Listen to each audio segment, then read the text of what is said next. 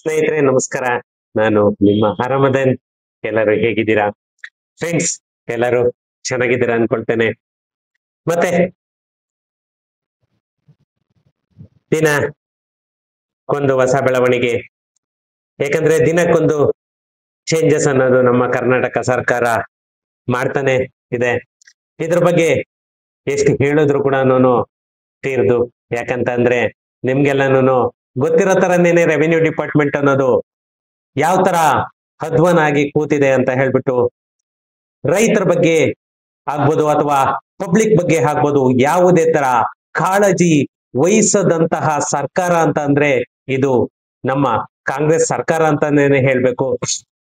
ಯಾಕಂತಂದ್ರೆ ಬರೀ ಅವರ ಮೂಗಿನ ನೇರವಾಗಿ ಮಾತ್ರನೇನೆ ಅವರು ರೂಲ್ಸ್ ರೆಗ್ಯುಲೇಷನ್ ಅನ್ನೋದನ್ನ ಮಾಡ್ಕೊಂಡು ಹೋಗ್ತಾ ಇದ್ದಾರೆ. ಯಾವುದೇ ಪಬ್ಲಿಕ್ ಒಪಿನಿಯನ್ ಆಗ್ಬೋದು, ಯಾವುದೇ ಒಬ್ಬ ಎಕನಾಮಿಕ್ ಇಷ್ಟ ಆಗ್ಬೋದು ಅಥವಾ ಒಬ್ಬ ಎಕ್ಸ್ಪರ್ಟ್ಸ್ ಆಗ್ಬೋದು, ಯಾರದೇ ಒಂದು ಸಲಹೆನ ತಗೊಳ್ದೆ ಇವರಿಗೆ ಏಕಾಏಕಿ ಡಿಸಿಷನ್ಗಳನ್ನ ತಗೊಳ್ತಾ ಇದ್ದಾರೆ. ಇವಾಗ ತುಂಬಾ ತಲೆನೋವಾಗಿರುವಂತದ್ದು ನಮ್ಮ ಪೆರಿಫೆರಲ್ ರಿಂಗ್ ರೋಡ್ ಆಗಿತ್ತು. ಇವಾಗ ಅದು ಸ್ವಲ್ಪ ತಣ್ಣಗಾಗಿ ಕೂತಿದೆ.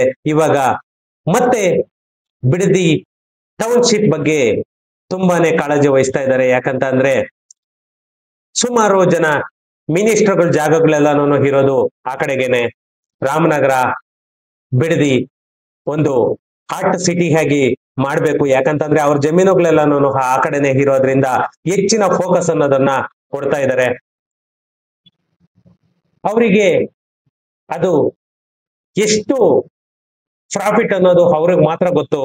ಪಬ್ಲಿಕ್ ಏನಾದ್ರೂ ಪರವಾಗಿಲ್ಲ, ನಮ್ಗೆ ನಮ್ ಜಮೀನ್ಗೆ ಒಳ್ಳೆ ರೇಟ್ ಬರ್ಲಿ ಅನ್ನೋದು ಒಂದು ಅವ್ರ ಕಾನ್ಸೆಪ್ಟ್. ಯಾಕಂತಂದ್ರೆ ಮನಿ ಮೈಂಡೆಡ್. ಅವರಿಗೆ ಅವರ ಜೀವನದಲ್ಲಿ ಬೇರೆ ಏನು ಬೇಕಾಗಿಲ್ಲ, ಅವರಿಗೆ ದುಡ್ಡು ಮಾಡ್ಬೇಕು ಅಷ್ಟು ಬಿಟ್ರೆ ಬೇರೆ ಏನು ಇಲ್ಲ. ರೈತರಾದ್ರೂ ಹಾಳಾಗೋಗ್ಲಿ, ಪಬ್ಲಿಕ್ ಆದ್ರೂ ಹಾಳಾಗೋಗ್ಲಿ. ಫ್ರೆಂಡ್ಸ್, ಆ ಬಿಡದಿ ಟೌನ್ಶಿಪ್ ಬಗ್ಗೆ ಇವಾಗ ರೈತರೆಲ್ಲಾನು ಜಮೀನನ್ನ ಕೊಡೋದಕ್ಕೆ ರೆಡಿ ಅಂತ ಹೇಳ್ಬಿಟ್ಟು ಮೊನ್ನೆ DK ಶಿವಕುಮಾರ್ ಅವರು ಹೇಳಿದ್ರು. ಅದ್ರ ಬಗ್ಗೆನೇನೆ ನೋಡೋಣ. ಯಾಕಂತಂದ್ರೆ ಈ ಬಿಡದಿ ಟೌನ್ಶಿಪ್ ಯಾವ ತರ ಬರುತ್ತೆ, ಯಾವ ತರ ರೈತರೆಲ್ಲಾನು ರೆಡಿ ಇದ್ದಾರೆ, ಮತ್ತೆ ಅದಕ್ಕೆ ಏನ್ ಅವಾರ್ಡ್ ಅಮೌಂಟ್ ಏನ್ ಕೊಡ್ತಾರೆ ಅಥವಾ ಬದಲಿ ಸೈಟ್ಸ್ ಏನಾದ್ರು ಕೊಡ್ತಾರ, ಅದ್ರ ಬಗ್ಗೆನೇನೆ ಈ ವಿಡಿಯೋದಲ್ಲಿ ನೋಡೋಣ. ಬಿಡದಿ ಟೌನ್ಶಿಪ್ಗೆ ರೈತರು ಜಮೀನು ಕೊಡಲು ರೆಡಿ ಅಂತ ಹೇಳ್ಬಿಟ್ಟು ಮಾನ್ಯ ಉಪಮುಖ್ಯಮಂತ್ರಿ DK ಶಿವಕುಮಾರ್ ಅವರು ಹೇಳ್ತಾ ಇದ್ದಾರೆ. ಏನು ನಮ್ಮ ಬೆಂಗಳೂರು ಹೊರವಲಯದ ಬಿಡದಿಯಲ್ಲಿ ಬರ್ತಾ ಇರುವಂತಹ ಟೌನ್ಶಿಪ್ ಏನು ಇವರು ಸುಮಾರು ಎಕರೆಗಳಲ್ಲಿ ಮಾಡ್ಬೇಕು. ಹತ್ತತ್ರ ನನಗ್ ಗೊತ್ತಿರೋ ತರ ನಿಯರ್ಲಿ 10 to 11,000 ಎಕರ್ಸ್ ಅಲ್ಲಿ ಇವರು ಒಂದು BDA ಲೇಔಟ್ ಅನ್ನ ಮಾಡ್ಬೇಕು ಅಂತ ಹೇಳ್ಬಿಟ್ಟು ಎಲ್ಲಾ ರೀತಿಯ ಪ್ಲಾನ್ ಅನ್ನ ಮಾಡ್ಕೊಂಡಿದ್ದಾರೆ. ಇದನ್ನ 2006ರಲ್ಲೇನೆ ಮಾನ್ಯ ಮುಖ್ಯಮಂತ್ರಿ ಆಗಿದ್ದಂತಹ HD ಕುಮಾರಸ್ವಾಮಿ ಅವರು ಇದಕ್ಕೆ ಎಲ್ಲಾ ರೀತಿಯ ಒಂದು ಬುನಾದಿಯನ್ನ ಹಾಕಿದ್ರು. ಆದ್ರೆ ಇದು ಅವಾಗ ಅವರು ಏನು ಮಾಡ್ಲಿಕ್ಕೆ ಆಗ್ಲಿಲ್ಲ. ಮತ್ತೆ ಇವಾಗ ಸಿದ್ದರಾಮಯ್ಯ ಅವರ ಸರ್ಕಾರ ಅದನ್ನ ಮುಂದುವರಿಸ್ತಾ ಇದೆ. ಇದಕ್ಕೆ ರೈತರ ಪರ ವಿರೋಧ ತುಂಬಾನೇ ವ್ಯಕ್ತ ಆಗಿತ್ತು. ಆದರೆ ಈಗ ರೈತರು ನಾವು ಜಮೀನನ್ನ ಕೊಡೋದಕ್ಕೆ ರೆಡಿ, ನಮ್ಗೆ ಬದಲಿ ಸೈಟ್ ಕೊಡ್ತೀರಾ, ಅವಾರ್ಡ್ ಅಮೌಂಟ್ ಅದಕ್ಕೆ ತಕ್ಕಾಗಿ ಕೊಡ್ತೀರಾ ಅನ್ನೋದು ಒಂದು ಎಲ್ಲಾನು ಇವರು ಒಪ್ಕೊಂಡಿದ್ದಾರೆ ಅಂತಲೇನೆ DK ಶಿವಕುಮಾರ್ ಅವರು ಹೇಳ್ತಾ ಇದ್ದಾರೆ. ಬಟ್ ಅದಕ್ಕೆ ಯಾವುದೇ ಒಂದು ಪುರಾವೆಗಳು ಅನ್ನೋದು ಇಲ್ಲ. ನಾವು ರೈತರು ಯಾವಾಗ ರೆಡಿನೋ ಅವಾಗ ನಾವು ಸ್ವಾಗತಿಸೋದಕ್ಕೆ ರೆಡಿ ಅಂತ ಕೂಡ DK ಶಿವಕುಮಾರ್ ಅವರು ಹೇಳ್ತಾ ಇದ್ದಾರೆ. ಮೊನ್ನೆ ಭೂ ಸ್ವಾಧೀನಕ್ಕೆ ರೈತರಿಂದ ವಿರೋಧ, ಇಂದು ರೈತರಿಂದ ಸ್ವಾಗತ ಅನ್ನೋದು ಕೇಳಿ ಬರ್ತಾ ಇದೆ. ಯಾಕಂದ್ರೆ ಇಲ್ಲಿವರೆಗೂ ರೈತರು ವಿರೋಧ ಅಂತ ಹೇಳ್ತಿದ್ರು, ಆದ್ರೆ ಇವಾಗ ರೈತರಿಂದನೇನೆ ಸ್ವಾಗತ ಅಂತ ಹೇಳ್ತಾ ಇದ್ದಾರೆ. ಭೂ ಸ್ವಾಧೀನಕ್ಕೆ ರೈತರಲ್ಲಿ ಪರ ವಿರೋಧ ಗುಂಪುಗಳನ್ನು ಸೃಷ್ಟಿ ಆಗಿದೆ ಅಂತ ಹೇಳ್ತಾ ಇದ್ದಾರೆ. ಇನ್ನು ಈ ಬಿಡದಿ ಟೌನ್ಶಿಪ್ಗೆ ಸುಮಾರು 9 ಗ್ರಾಮಗಳು ಹೋಗ್ತಾ ಇದೆ ಅಂತಲೇನೆ ಹೇಳ್ತಾ ಇದ್ದಾರೆ. ಏನು ಈ ಬಿಡದಿ ಇಂಟಿಗ್ರೇಟೆಡ್ ಟೌನ್ಶಿಪ್ಗೆ ಪರ ವಿರೋಧ ಚರ್ಚೆ ನಡೀತಾ ಇದೆ. ಮೊನ್ನೆವರೆಗೂ ರಾಮನಗರ ಜಿಲ್ಲಾಧಿಕಾರಿ ಕಚೇರಿ ಬಳಿ ರೈತರು ಭೂ ಸ್ವಾಧೀನಕ್ಕೆ ವಿರೋಧವನ್ನ ವ್ಯಕ್ತಪಡಿಸಿದ್ರು. ಅದಕ್ಕೆ ಮಾನ್ಯ DCM DK ಶಿವಕುಮಾರ್ ಅವರು ಕೂಡ ಮನವಿಯನ್ನು ಕೂಡ ಸಲ್ಲಿಸಿದ್ರು. ಆದರೆ ಈ ರೈತರ ಗುಂಪು ಪರ ವಿರೋಧ ಏನಿದೆ, ನೀವೇನೇ ಮಾಡಿದ್ರು ಕೂಡ ಬಿಡದಿ ಟೌನ್ಶಿಪ್ ನಿರ್ಮಾಣವನ್ನ ಮಾಡ್ತೀವಿ ಅಂತ ಹೇಳ್ಬಿಟ್ಟು ಏನು ಹಣ ತೊಟ್ಟು ನಿಂತಿದ್ದಾರೆ ಡಿ ಕೆ ಶಿವಕುಮಾರ್ ಅವರು. ಮತ್ತೆ ಯೋಜನೆಗೆ ಏನು ರೈತರ ಜಮೀನನ್ನ ಕೊಡ್ತಾರೆ, ಅದು ಎಲ್ಲ ರೈತರಿಗೂ 1.5 CR ಇಂದ 2.5 CR ರೂಪಾಯಿವರೆಗೂ ನಾವು ಪರಿಹಾರವನ್ನ ಕೊಡೋದಕ್ಕೆ ಒಪ್ಕೊಂಡಿದೀವಿ. ಅದಕ್ಕೆ ರೈತರಿಂದ ಕೂಡ ಅಗ್ರೀಡ್ ಆಗಿದ್ದಾರೆ ಅಂತ ಹೇಳ್ಬಿಟ್ಟು ಡಿ ಕೆ ಶಿವಕುಮಾರ್ ಅವರು ಹೇಳ್ತಾ ಇದ್ದಾರೆ. ಆದರೆ ಒಂದಷ್ಟು ಜನ ರೈತರು ಪರಿಹಾರ ಬೇಡ, ನಮ್ಗೆ 50-50 ಅನುಪಾತದಲ್ಲಿ ನಿವೇಶನವನ್ನ ಕೊಡಿ ಅಂತ ಹೇಳ್ಬಿಟ್ಟು ಹೇಳ್ತಾ ಇದ್ದಾರೆ. ಇನ್ನು ಈ ಬಿಡದಿ ಭಾಗದ ರೈತ ಮುಖಂಡ ರಾಜಣ್ಣ ಅವರ ನೇತೃತ್ವದಲ್ಲಿ ಏನು ಒಂದು ಸಭೆಯನ್ನ ನಡೀತು, ಅದಕ್ಕೆ ಆ ರಾಜಣ್ಣ ಅವರು 50-50 ಅನುಪಾತದಲ್ಲಿ ಶೇರಿಂಗ್ ಏನು 50-50 ರೇಷಿಯೋನಲ್ಲಿ ಕೊಡೋ ತರ ಇದ್ರೆ ನಾವು ಜಮೀನ್ ಕೊಡೋದಕ್ಕೆ ರೆಡಿ ಅಂತ ಹೇಳ್ಬಿಟ್ಟು ಆ ರೈತರ ಅಧ್ಯಕ್ಷರು ರಾಜಣ್ಣ ಅವರು ಕೂಡ ಅದೇ ಹೇಳ್ತಾ ಇದ್ದಾರೆ. ಕಳೆದ 18 ವರ್ಷಗಳಿಂದ ನಮ್ಮ ಭೂಮಿ ರೆಡ್ ಝೋನ್ ಆಗಿತ್ತು. ಇದೀಗ ಸರ್ಕಾರ ರೈತರ ಪರವಾದಂತಹ ತೀರ್ಮಾನವನ್ನ ಮಾಡಿದೆ. ಯಾಕಂತಂದ್ರೆ 2006ರಲ್ಲಿ ಕುಮಾರಸ್ವಾಮಿ ಅವರು ಏನು ಈ ಟೌನ್ಶಿಪ್ ಗಾಗಿ ಭೂ ಸ್ವಾಧೀನ ಮಾಡಿದ್ರು, ಬಳಿಕ ಅದನ್ನ ಕೈ ಬಿಟ್ಟು ನಮ್ಮ ಭೂಮಿಯನ್ನ ರೆಡ್ ಝೋನ್ಗೆ ಸೇರಿಸಿದ್ರು. ಅಂತಂದ್ರೆ ರೆಡ್ ಝೋನ್ ಅಂತಂದ್ರೆ ಇಂಡಸ್ಟ್ರಿಯಲ್ ಏರಿಯಾ. ಬಳಿಕ ಯೋಜನೆಯನ್ನ ಕೈ ಬಿಟ್ಟು ಅದನ್ನ ಏನು ರೆಡ್ ಝೋನ್ಗೆ ಸೇರಿಸಿದ್ರು. ಇದರಿಂದ ಯಾವುದೇ ಅಭಿವೃದ್ಧಿ ಇಲ್ಲದೆ ನಮಗೆ ಸಾಕಷ್ಟು ತೊಂದರೆ ಆಗ್ತಾ ಇದೆ ಅಂತ ಕೂಡ ಅವರು ರೈತ ಮುಖಂಡರು ಹೇಳಿದ್ರು. ಇನ್ನು ಈ ಬಿಜೆಪಿ ಸರ್ಕಾರ ಕೂಡ ರೆಡ್ ಝೋನ್ ತೆರವು ಮಾಡಿ ನಮ್ಮ ಜಮೀನು ಸಮಸ್ಯೆ ಬಗೆಹರಿಸೋದಕ್ಕೆ ಯಾವುದೇ ರೀತಿಯ ಪ್ರಯತ್ನವನ್ನು ಕೂಡ ಮಾಡ್ಲಿಲ್ಲ. ಆದರೆ ಈಗ ಅದೆಲ್ಲದಕ್ಕೂ ಕೂಡ ಒಂದು ಪುಲಿಸ್ ಸ್ಟಾಪ್ ಇಡೋದಕ್ಕೆ ಅಂತಲೇನೆ ಸಿದ್ದರಾಮಯ್ಯ ಅವರ ಸರ್ಕಾರ ಎಲ್ಲ ರೀತಿಯ ಒಪ್ಪಿಗೆಯನ್ನು ಕೂಡ ನೀಡಿದೆ ಅಂತ ಹೇಳ್ಬಿಟ್ಟು ಇವರು ಹೇಳ್ತಾ ಇದ್ದಾರೆ. ಈ ಸಮಸ್ಯೆ ಕೂಡ ಬಗೆಹರಿಸಿದೆ ಅಂತಲೇನೆ ಬಗೆಹರಿತಾ ಇದೆ ಅಂತಂದೇಳಿ ಅವರು ಖುಷಿಯನ್ನು ಕೂಡ ವ್ಯಕ್ತಪಡಿಸಿದ್ರು. ಈಗ ಪ್ರತಿಭಟನೆ ಮಾಡ್ತಾ ಇದ್ದಾರೆ. ಕೆಲ ರೈತರು ಹಿಂದೆ ಯೋಜನೆಯನ್ನು ಕೂಡ ಅವರು ಕೂಡ ಸ್ವಾಗತಿಸಿದ್ರು.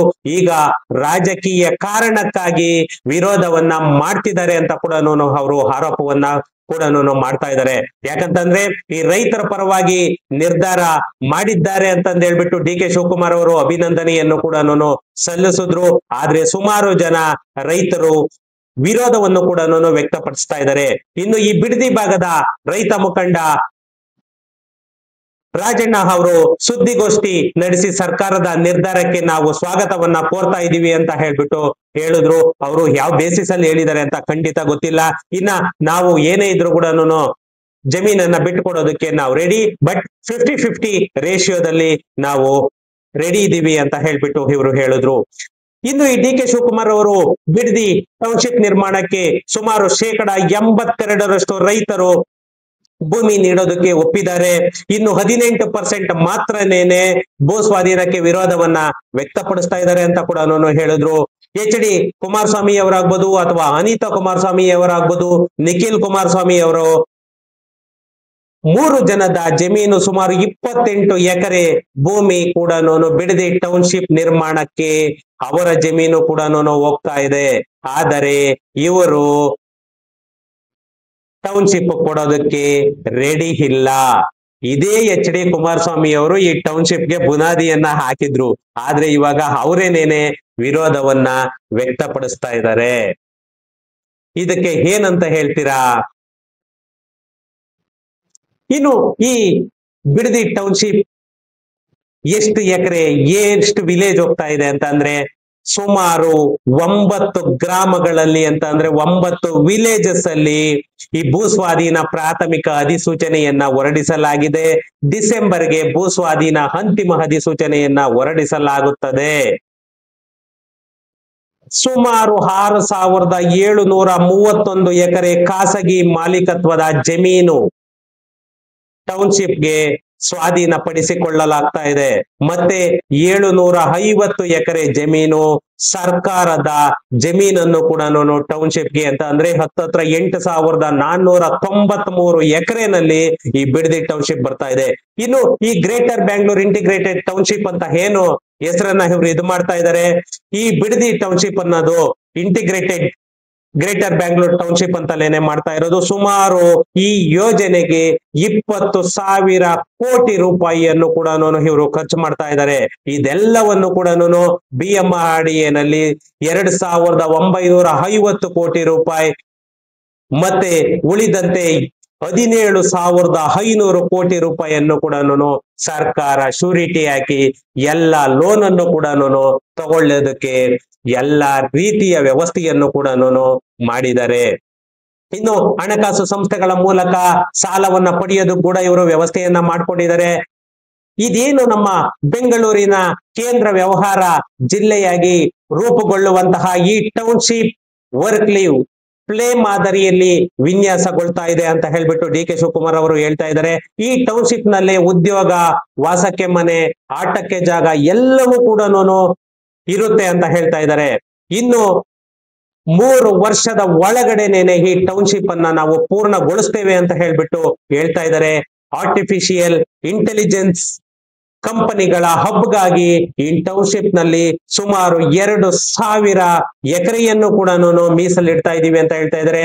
ಇನ್ನು 1,100 ಎಕರೆ ವ್ಯಾಪ್ತಿಯಲ್ಲಿ ಉದ್ಯಾನವನ, ಮೈದಾನ, ಹಸಿರು ಮತ್ತೆ ಸುಸ್ಥಿರ ನಗರ ನಿರ್ಮಾಣವನ್ನು ಕೂಡ ನಾವು ಮಾಡ್ತಾ ಇದೀವಿ ಅಂತ ಹೇಳ್ತಾ ಇದ್ದಾರೆ.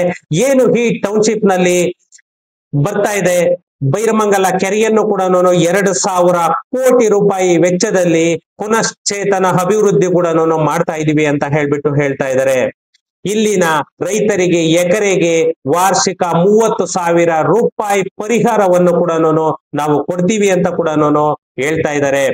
ಇನ್ನು ತರಿ ಭೂಮಿಗೆ 40,000 ರೂಪಾಯಿ ಮತ್ತೆ ಬಾಗಾಯ್ತು ಜಮೀನಿಗೆ 50,000 ರೂಪಾಯಿ, ಹೀಗೆ ಭೂ ರೈತರಿಗೆ ವಾರ್ಷಿಕ 25,000 ರೂಪಾಯಿ ಕೂಡ ನಾವು ಕೊಡ್ತೀವಿ ಅಂತ ಹೇಳ್ಬಿಟ್ಟು ನಮ್ಮ ಕರ್ನಾಟಕ ಕಾಂಗ್ರೆಸ್ ಸರ್ಕಾರ ಎಲ್ಲ ರೀತಿಯಲ್ಲೂ ಕೂಡ ಭರವಸೆಯನ್ನು ಕೊಡ್ತಾ ಇದ್ದಾರೆ.